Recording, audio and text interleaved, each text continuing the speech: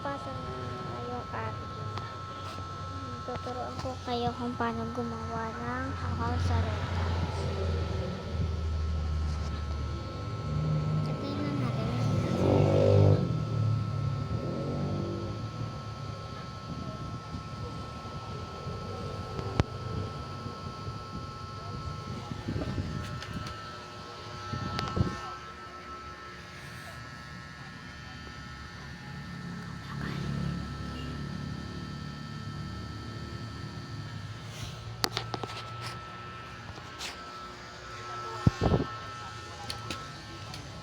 So, ayan.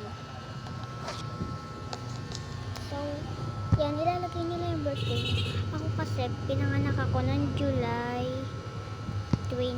Asa na ba? 2016. Ako ay 8 years old na.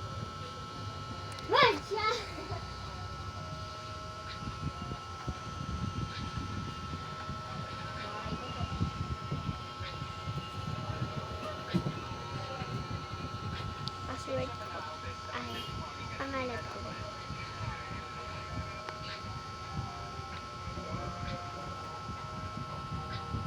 Ay, so, di ko pa pala na.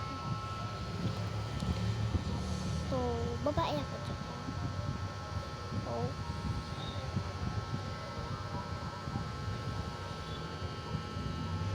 papalit lang ako.